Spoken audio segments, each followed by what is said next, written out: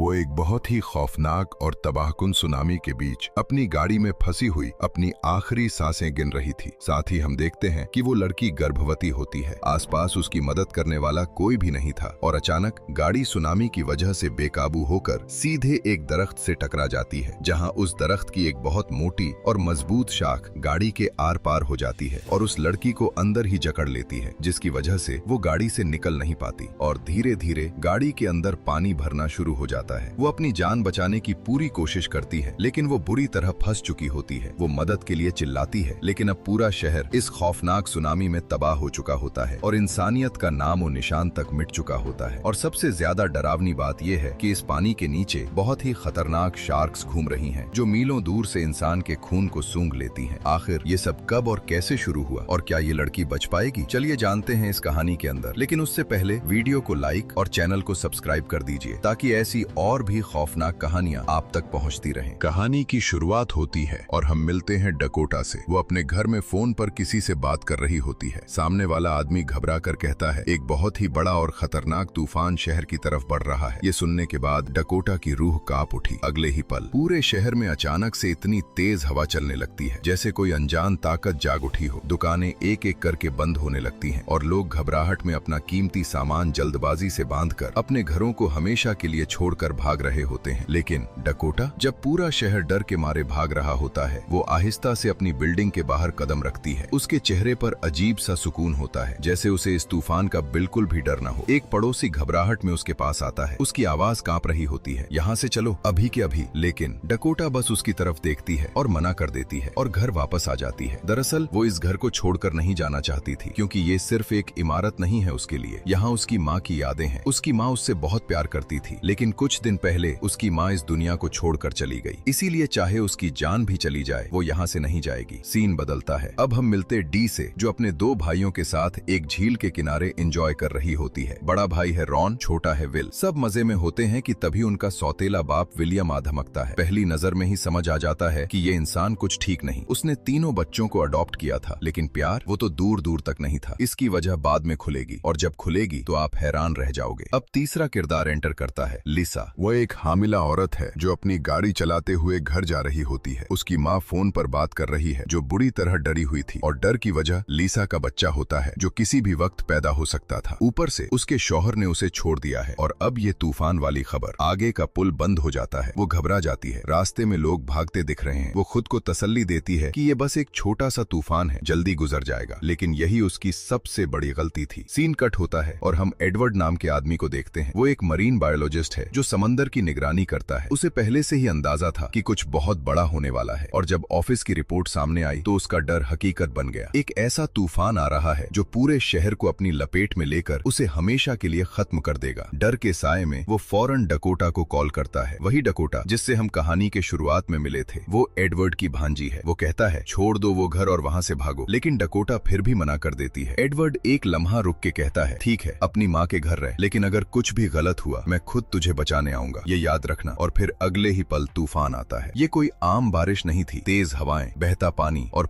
फिर वो होता है जो किसी ने सोचा नहीं था। वो बांध जो समंदर के पानी को रोके हुए था, टूट जाता है। जैसे ही वो टूटा, समंदर का पानी शहर की तंग गलियों में घुस आया। एक ही पल में सड़कें गायब हो गईं, गाड़ियां बहने लगी और देखते ही देखते पूरा शहर पानी की लपेट में आ गया। हर चीज इतनी तेजी से तबाह हुई जैसे किसी ने एक झटके में जिंदगी का निजाम ही मिटा दिया हो। और फिर लिसा अभी भी सड़क पर थी। पानी उसकी तरफ तेजी से बढ़ रहा था, लेकिन उसके पांव जैसे जमीन से जम चुके थे। उसे समझ नहीं आ रहा था कि भागे या फिर जो आ रहा है उसे देखती रहे। एक ट्रक ड्राइवर ने उसे रोका और घबराहट में कहता है, पूरा रास्ता बंद हो गया है, रास्ते में दरख्त गिर चुके हैं। ट्रक ड्राइवर ने उसे वापस जाने को कहा, लेकिन पानी तेजी से उनकी तरफ बढ़ रहा था। लिसा ने फैसला किया कि वो दरख्त के ऊपर से निकल जाएगी, लेकिन ये फैसला उसके लिए खतरनाक साबित हो जाता है, क्योंकि पानी उसकी गाड़ी तक आ पहुंचता है। लहरों का दबाव इतना ज्यादा होता है कि स्टीयरिंग उसके कंट्रोल से निकल जाती है और अगले ही पल गाड़ी बेकाबू होकर सीधा दरख्त से जा टकराती है। लिसा टक्कर के बाद गाड़ी के अंदर बुरी तरह फंस जाती है। उसका जिस्म हिल भी नहीं पा रहा होता और दर्द इतना ज्यादा होता है कि उसकी सांसें टूट टूट कर निकल रही होती हैं। उसे महसूस होता है जैसे उसका बच्चा अभी इसी पल दुनिया में आने वाला हो। लेकिन सबसे खौफनाक बात यह थी कि पानी धीरे धीरे गाड़ी के अंदर भरना शुरू हो चुका था। हर गुजरता हुआ सेकंड पानी और ऊपर आ रहा होता है और लिसा के पास वक्त कम होता जा रहा होता है। है, लेकिन ये सब कुछ भी नहीं था। सबसे ज्यादा खौफनाक बात अब सामने आती है। वो ट्रक जो पानी के जोर से बेकाबू होकर सीधा एक मूर्ति से जा टकराता है और टकराते ही दो हिस्सों में फट जाता है। उसके अंदर गोश्त भरा होता है और जैसे ही वो गोश्त पानी में गिरता है, पानी का रंग धीरे धीरे बदलने लगता है और खून की बू इतनी तेज होती है कि देखते ही देखते बहुत ही खतरनाक शार्क्स पूरे शहर में फैल जाती हैं। उधर विलियम अपनी बीवी के साथ बेसमेंट में बैठा होता है। उन्हें कोई डर नहीं था। उन्हें पूरा यकीन था कि उनका घर वाटरप्रूफ है। उनका पूरा यकीन था कि ये छोटा मोटा तूफान उनके घर को छू भी नहीं पाएगा, जैसे वो इस तबाही से बिल्कुल महफूज हो। वहीं दूसरी तरफ बहुत सारे रिपोर्टर्स एडवर्ड के ऑफिस के बाहर जमा हो चुके होते हैं। हर किसी के हाथ में माइक। वो एडवर्ड से इंटरव्यू लेना चाहते हैं ताकि इस खौफनाक मौसम के बारे में सच जान सके, लेकिन एडवर्ड हैरत अंगेज तौर पर सब कुछ झुठला देता है। इस बारे में मुझे कुछ भी नहीं मालूम। एडवर्ड ने सिर्फ इतना कहा कि अभी कुछ पक्के से कहना बहुत जल्दी है, लेकिन इसके बजाय कि रिपोर्टर्स सच बताते, वो इस खबर को और भी ज्यादा सेंसेशनल बना देते हैं। वो कहते हैं कि तूफान बहुत ही तेज आया है और इसके साथ खौफनाक बड़ी बड़ी शार्क्स भी शहर में फैल गई हैं। ये सब वो सिर्फ टीआरपी के लिए बोल रहे होते हैं, क्योंकि असल में उन्हें खुद भी कुछ नहीं पता होता। लेकिन सबसे डरावनी बात ये थी कि उनकी ये झूठी बात हकीकत बनने वाली होती है। अगले ही सीन में हम देखते हैं कि सैलाब का पानी अब हर घर में घुस चुका होता है। लोगों के महफूज घर अब पानी के कब्जे में आ चुके होते हैं। डकोटा के घर की खिड़कियां और दरवाजे तेज दबाव के साथ टूट जाते हैं और पानी इंतहाई रफ्तार से उसके घर के अंदर भरना शुरू हो जाता है, जैसे कोई रुकावट अब उसे रोक नहीं सकती। वहीं दूसरी तरफ विलियम के घर के अंदर भी पानी घुस चुका होता है और उसका वो यकीन कि उनका घर महफूज है एक ही पल में टूट जाता है। तभी रॉन तेज आवाज में कहता है, गराज में गाड़ी के अंदर लाइफ जैकेट्स पड़ी हैं, शायद उनसे हम अपनी जान बचा सके। सीन कट होता है और हम देखते हैं दो आदमियों एक छोटी सी नाव पर अपनी जान बचाकर इस डूबते हुए शहर से निकलने की कोशिश कर रहे होते हैं। पानी हर तरफ फैला होता है और हर लहर के साथ खतरा और करीब आ रहा होता है। अचानक उन्हें किसी लड़की की चीख सुनाई देती है। वो और कोई नहीं बल्कि लीसा होती है। एक आदमी लीसा की जान बचाने का फैसला करता है और बिना अपनी जान की परवाह किए सीधा पानी में छलांग लगा देता है। लहरें उसे नीचे खींचने की कोशिश करती हैं, लेकिन वो हिम्मत नहीं हारता। आखिरकार वो लीसा तक पहुंच जाता है। वो उससे कहता है, फिक्र मत करो, मैं तुम्हें यहाँ से निकाल लूंगा, बस थोड़ी हिम्मत रखो। लीसा दर्द से तड़प रही होती है। वो मुश्किल से बोलती है, प्लीज मुझे बहुत पेन हो रहा है, मैं प्रेग्नेंट हूँ। ये सुनते ही उस आदमी के चेहरे का रंग उड़ जाता है। अब बात सिर्फ रेस्क्यू की नहीं, दो जिंदगियों की हो चुकी होती है। वो फौरन अपने दूसरे साथी की तरफ चीखता है, जल्दी कटर लेकर आओ, इसे निकालना होगा अभी के अभी। पानी लगातार बढ़ता जा रहा था। उसका दोस्त कटर मशीन लेकर उसकी तरफ आ ही रहा होता है कि अचानक पानी की सतह अजीब तरीके से हिलने लगती है, जैसे नीचे कुछ चीज जिंदा हो, और अगले ही पल एक तेज साया नीचे से उभरता है और उसे सीधा पानी के अंदर खींच लेता है। उसका दोस्त समझ ही नहीं पाता कि उसके साथी के साथ अभी क्या हुआ। वो इधर उधर अपने दोस्त को आवाजें लगाता है, लेकिन वो आदमी जैसे हवा में गायब हो चुका हो। कुछ सेकंड्स बाद अचानक पानी की सतह दोबारा हिलती है और वो आदमी वापस ऊपर आता है, लेकिन अब वो पहले जैसा नहीं होता। उसका एक हाथ कटा हुआ होता है और उसके चेहरे पर सिर्फ दर्द और खौफ जम चुका होता है। वो मदद के लिए हाथ बढ़ाता है, लेकिन उससे पहले कि कोई कुछ करे, अचानक पीछे से और एक खौफनाक शार्क बिजली की तरह उस पर झपटती है और एक ही पल में उसे जिंदा ही निगल जाती है। डकोटा ये सब कुछ खिड़की से देख रही होती है। उसकी आंखों के सामने सब कुछ हो रहा होता है और उसका चेहरा खौफ से सफेद पड़ चुका होता है। वो जोर से चीखती है, वहाँ शार्क है, शार्क। ये सुनते ही लीसा का रंग उड़ जाता है। उसकी सांसें और तेज हो जाती हैं। उसका डर अब दर्द से भी ज्यादा हो चुका होता है। सीन कट होता है और हम देखते हैं ट्रक ड्राइवर को होश आता है। वो ट्रक का दरवाजा खोलता है और जैसे ही बाहर निकलता है, एक शार्क उसे तुरंत अपना शिकार बना लेती है। अब तक सिर्फ 2 लोगों की मौत नहीं हुई थी, हकीकत इससे कहीं ज्यादा खौफनाक थी। पूरा शहर धीरे धीरे तबाही का शिकार हो चुका था और जिंदा बचने वाले लोग अब गिने के रह गए थे। सीन कट होता है और हम एडवर्ड को देखते हैं, जो अपने ऑफिस में खामोशी से खड़ा होता है। तभी उसे एक रिपोर्ट मिलती है, समंदरी बांध टूट चुका है, पूरा शहर पानी की वजह से तबाह हो गया और कोई भी जिंदा नहीं बचा। ये अल्फाज सुनते ही एडवर्ड एक पल के लिए जम जाता है। उसकी आंखों के सामने अंधेरा सा छा जाता है और उसे अपनी भांजी डकोटा की याद आती है। एडवर्ड फैसला करता है कि अब उसे डकोटा को बचाने के लिए वहां जाना होगा। इसलिए वो रिपोर्टर्स के पास जाता है और उनसे डील करता है कि तुम लोग वहां जाकर न्यूज कवर करो और मैं अपनी भांजी डकोटा को बचा लूंगा। और ये कहते ही सब लोग उस डूबते हुए शहर की तरफ निकल पड़ते हैं, जहां पानी और मौत दोनों उनका इंतजार कर रहे हैं। वहीं दूसरी तरफ विलियम और उसकी वाइफ ये फैसला करते हैं कि लाइफ जैकेट्स लेकर यहाँ से निकल जाएं, क्योंकि हर गुजरता हुआ पल उनके लिए और ज्यादा खतरनाक होता जा रहा होता है। हालांकि उन्हें ये बिल्कुल भी पता नहीं होता कि इस पानी के अंदर शार्क्स भी मौजूद हैं। जैसे ही विलियम और उसकी वाइफ गराज तक पहुंचते हैं, अचानक पानी हिलता है और एक बेबी शार्क सीधा विलियम पर झपट्टी मारती है और उसे जिंदा ही निकल जाती है और दूसरी तरफ उसकी वाइफ कुछ समझ पाती उससे पहले ही एक जायंट मॉन्स्टर शार्क उस पर हमला करती है और उसे भी अपने साथ गहरे पानी में ले जाती है। यहाँ दुख से कहना पड़ता है कि बच्चे एक दफा फिर से अकेले हो गए। अब उस घर में सिर्फ 3 बच्चे रह गए थे, रॉन,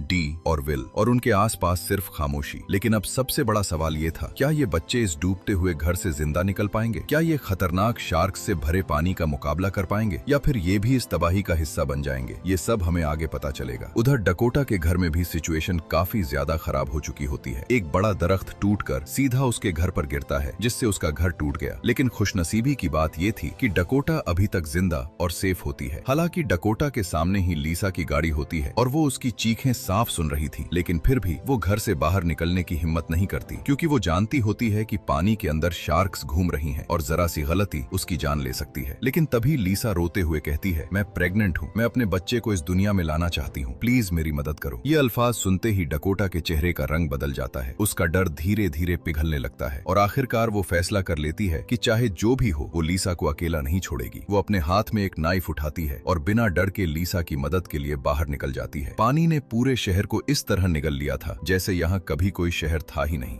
सड़कें, इमारतें सब पानी के नीचे छुप चुकी थी, जैसे वक्त ने सब कुछ मिटा दिया हो। गाड़ियां पानी पर इस तरह तैर रही थीं, जैसे समंदर पर बेकार कचरा तैरता है। हर तरफ बस पानी ही पानी था। लेकिन फिर भी डकोटा हिम्मत नहीं हारती और डर के बावजूद आखिरकार वो लीसा तक पहुंच ही जाती है। वहां पहुंचकर वो फौरन उन सख्त तकनीकों को काटना शुरू कर देती है जो गाड़ी के अंदर घुसकर लीसा को बुरी तरह जकड़े हुए होती हैं। वक्त बहुत कम होता है और पानी लगातार बढ़ता जा रहा होता है, लेकिन आखिरकार वो किसी तरह लीसा को आजाद कर लेती है और फिर उसे सहारा देते हुए अपने घर ले आती है। अंदर आकर लीसा डकोटा से कहती है कि हमें यहाँ खाली हाथ बैठना नहीं चाहिए। ये शहर अब किसी का इंतजार नहीं करेगा और शायद हमारी मदद के लिए भी कोई नहीं आने वाला। लेकिन अगर रेस्क्यू टीम कभी यहाँ पहुंची तो उन्हें कोई न कोई सिग्नल जरूर मिलना चाहिए, वरना हम इस पानी में हमेशा के लिए खो जाएंगे। और ये कहकर बाहर हर तरफ फैला हुआ तबाही का मंजर नजर आता है, जहाँ पानी अब शहर को अपनी गिरफ्त में ले चुका होता है, जैसे ये कभी कोई जमीन थी ही नहीं। फिर डकोटा हिम्मत करती है और घर की छत पर चली जाती है। हवा तेज चल रही होती है और हर पल खतरा करीब आ रहा होता है, लेकिन वो रुकती नहीं और अपने कपड़ों से जमीन पर एक बड़ा सा हेल्प का निशान बना देती है जो दूर से एक आखिरी उम्मीद की तरह चमक रहा होता है। फिर हम देखते हैं कि लीसा का दर्द और भी ज्यादा बढ़ चुका होता है। उसका चेहरा परेशानी और तकलीफ से भीग चुका होता है। डकोटा जब उसे चेक करती है तो उसे अंदाजा होता है कि बेबी अब किसी भी लम्हे इस दुनिया में आ सकता है, लेकिन ये जगह बिल्कुल भी सेफ नहीं होती। यहाँ डिलीवरी पॉसिबल नहीं होती। अब सिचुएशन और भी खतरनाक हो जाती है, इसलिए उन्हें किसी भी हाल में यहाँ से निकलकर हॉस्पिटल तक पहुँचना होगा। वहीं दूसरी तरफ हम एडवर्ड को देखते हैं जो शहर के करीब पहुँच चुका होता है, लेकिन सामने का मंजर बिल्कुल तबाही जैसा होता है। पानी हर तरफ फैला हुआ होता है और जमीन का कोई निशान तक नजर नहीं आता। गाड़ी से आगे जाना अब पॉसिबल नहीं होता, लेकिन एडवर्ड को ये भी समझ आ जाता है कि डकोटा तक पहुँचने का फासला अभी भी बहुत ज्यादा दूर है। इसलिए एडवर्ड और उसके साथ आए हुए लोग मजबूरन अपने साथ लाई हुई बोट का इस्तेमाल करते हुए आगे बढ़ने लगते हैं। वहीं दूसरी तरफ वो 3 बच्चे जो अब अकेले रह गए थे, उन्होंने फैसला किया कि घर का दरवाजा बंद कर दें ताकि शार्क्स अंदर ना आ सके।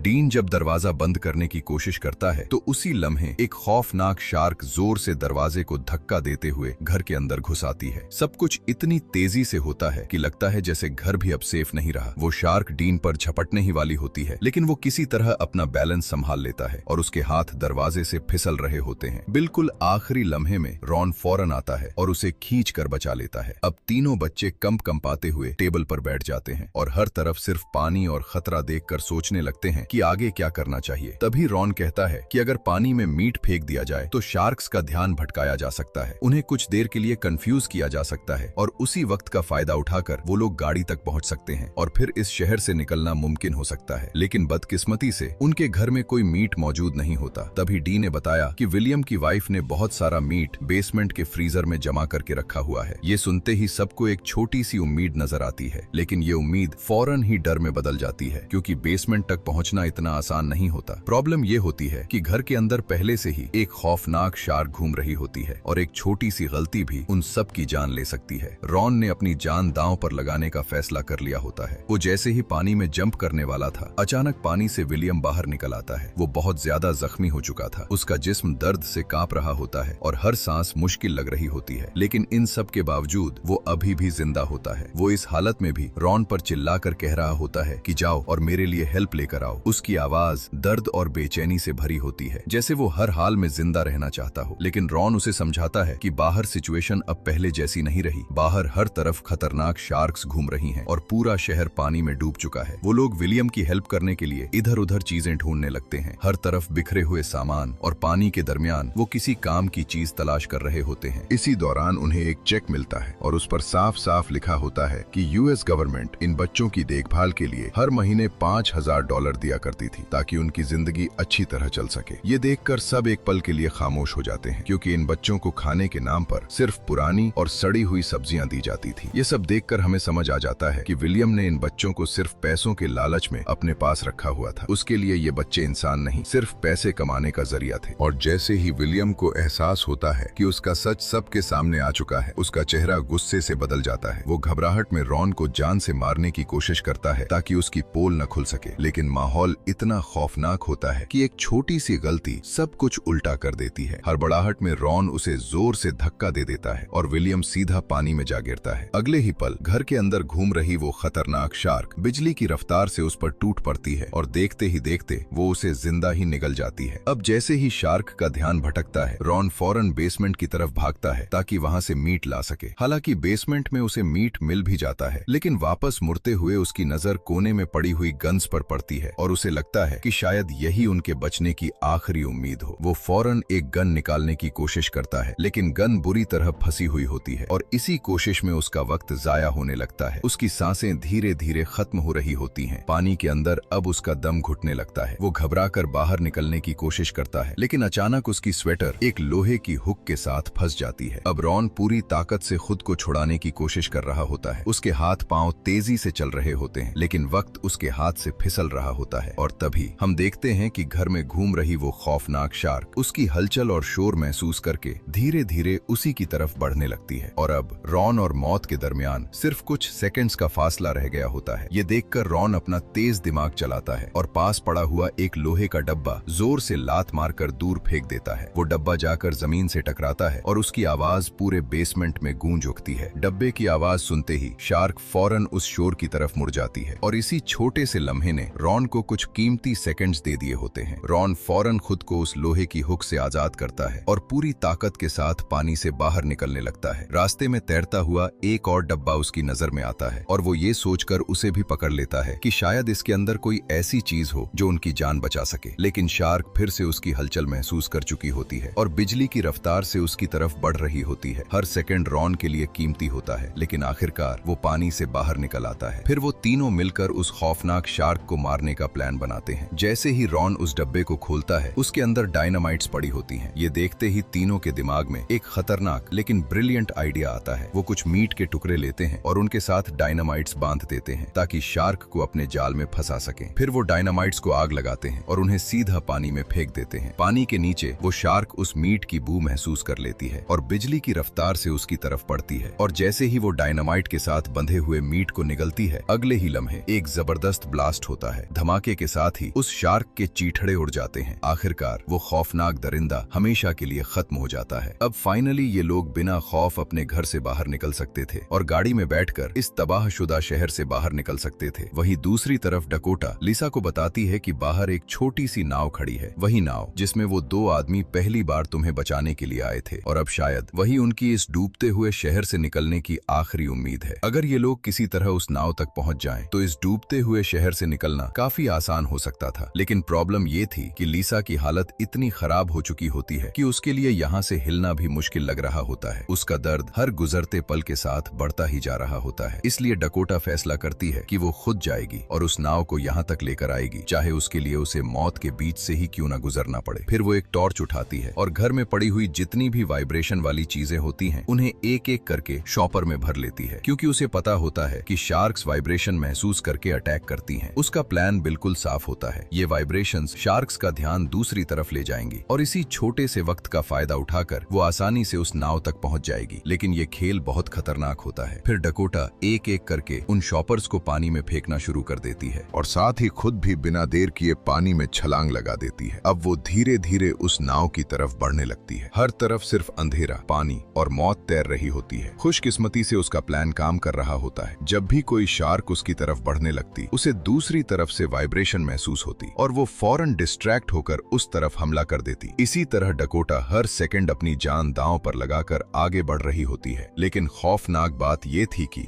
अब वो शार्क्स एक एक करके उसके सारे शॉपर्स निगल जाती हैं और उनके साथ ही वो सारी वाइब्रेशन भी खत्म हो जाती है। अब डकोटा का प्लान खत्म हो चुका होता है और पानी के अंदर घूमती हुई वो खौफनाक शार्क्स धीरे धीरे उसके इर्द गिर्द मंडराना शुरू कर देती हैं। तभी डकोटा देखती है कि एक बहुत ही बड़ी मॉन्स्टर शार्क उसकी टांगों के बिल्कुल नीचे से गुजर रही होती है। ये मंजर देखकर उसकी सांसें तक रुक जाती हैं, क्योंकि उसे पता होता है अगर उसने जरा सी भी हरकत की तो अगला सेकंड उसकी जिंदगी का आखिरी सेकंड हो सकता है। कुछ लम्हों के लिए वक्त रुक सा जाता है। फिर जब शार्क को कोई हलचल महसूस नहीं होती तो वो धीरे धीरे वहां से दूर चली जाती है और तब डकोटा गहरी सांस लेती है और आखिरकार वो उस नाव तक पहुंच ही जाती है। वहीं दूसरी तरफ हम देखते हैं कि लीसा बेड के सहारे पानी के ऊपर तैर रही होती है। पानी का लेवल अब डबल स्टोरी तक क्रॉस कर चुका होता है। शहर अब समंदर का हिस्सा लग रहा होता है, जैसे यहाँ कभी जमीन थी ही नहीं। लेकिन इतनी मुसीबत कम नहीं होती कि अगले ही पल पूरा घर एक जोरदार झटके के साथ टूटकर बिखर जाता है और लीसा पानी के अंदर जा गिरती है। वो किसी तरह तैरकर एक लकड़ी के टुकड़े का सहारा लेती है, लेकिन तभी उसका दर्द अचानक इतना ज्यादा बढ़ जाता है और उसी खौफनाक हालात में पानी के अंदर ही वो अपने बच्चे को जन्म दे देती है। लेकिन बदकिस्मती यहीं खत्म नहीं होती। चारों तरफ खून फैल जाता है और पानी लाल होने लगता है, जैसे समंदर को नया शिकार मिल गया हो। खून की बू महसूस करते ही दूर घूमती हुई शार्क्स अपनी डायरेक्शन बदल देती हैं और अब वो सीधा लीसा और उसके न्यू बॉर्न बच्चे की तरफ बढ़ने लगती हैं। उसने अपने न्यू बॉर्न बच्चे को फौरन एक लकड़ी के टुकड़े के ऊपर रखा और खुद एक नुकीली लकड़ी अपने हाथ में लेकर उस खौफनाक शार्क का इंतजार करने लगी। जैसे ही शार्क उस पर हमला करती है, लीसा पूरी ताकत के साथ वो नुकीली लकड़ी उसके मुंह में घुसा देती है, जिससे शार्क दर्द से तड़पती हुई वहां से दूर भाग जाती है। वहीं दूसरी तरफ डकोटा अपनी पूरी ताकत लगाकर लीसा की तरफ बढ़ रही होती है, लेकिन पानी की तेज लहरें उसे बार बार पीछे धकेल रही होती हैं, जैसे समंदर भी उसका इम्तिहान ले रहा हो। तभी डकोटा देखती है कि लीसा के बिल्कुल पीछे से एक और शार्क छुपके से उस पर हमला करने आ रही होती है। आखिरी लम्हे में डकोटा अपनी फिशिंग रॉड से उस शार्क को शूट कर देती है और वो वहीं ढेर हो जाती है। डकोटा फौरन वो नाव लेकर लीसा के पास पहुंचती है और दोनों को लगता है कि शायद अब बचने का रास्ता मिल गया है। लेकिन जैसे ही लीसा अपने बच्चे के साथ नाव में बैठने लगती है, अचानक वो बड़ी मॉन्स्टर शार्क बिजली की रफ्तार से उन पर हमला करती है। एक जबरदस्त टक्कर के साथ वो उनकी पूरी नाव उलट देती है। इससे पहले कि वो सब लोग शार्क्स का शिकार बन जाते, बिल्कुल उसी वक्त एडवर्ड अपनी पूरी टीम के साथ वहां पहुंच जाता है। उसकी एंट्री किसी उम्मीद की किरण से कम नहीं होती। जब हर तरफ सिर्फ मौत नजर आ रही होती है, तब एडवर्ड उनके लिए आखिरी सहारा बनकर आता है। उसके हाथ में एक बिजली छोड़ने वाली डिवाइस होती है और जैसे ही वो उसे एक्टिवेट करता है, पानी के अंदर एक तेज इलेक्ट्रिक वेव फैल जाती है। शार्क इस इलेक्ट्रिक डिवाइस को महसूस करके वहां से भागना शुरू कर देती हैं। लेकिन इसी दौरान एक शार्क कंफ्यूज होकर डकोटा की तरफ हमला करने के लिए बढ़ती है। तभी अचानक एक बहुत बड़ी मॉन्स्टर शार्क आकर उसे रोक लेती है और उसे दूसरी डायरेक्शन की तरफ खींच ले जाती है। इसी मौके का फायदा उठाते हुए एडवर्ड फौरन डकोटा और लीसा को अपनी बोट पर बिठाता है और उन्हें वहां से निकाल लेता है। आखिरकार दोनों जिंदा और महफूज बच जाती हैं और लीसा का न्यू बॉर्न बेबी भी बिल्कुल ठीक होता है। थोड़ी देर बाद लीसा अपने बेबी के साथ अपनी माँ को कॉल करती है और उसे अपना बच्चा दिखाती है। ये मंजर देखकर सबकी आंखों में आंसू आ जाते हैं और दिल में एक अजीब सा सुकून उतर आता है। फाइनल सीन में हम देखते हैं कि पूरा शहर अब पानी में डूब चुका होता है। सिर्फ कुछ ही लोग जिंदा बच पाए होते हैं। वहीं दूसरी तरफ रॉन, डी और विल अपनी सेफ मॉन्स्टर कार में बैठकर वहां से निकल जाते हैं और इसी के साथ हमारी कहानी यहीं खत्म होती है। अगर आपको मेरी एक्सप्लेनेशन पसंद आई हो तो लाइक और सब्सक्राइब जरूर करें। कमेंट करना मत भूलना।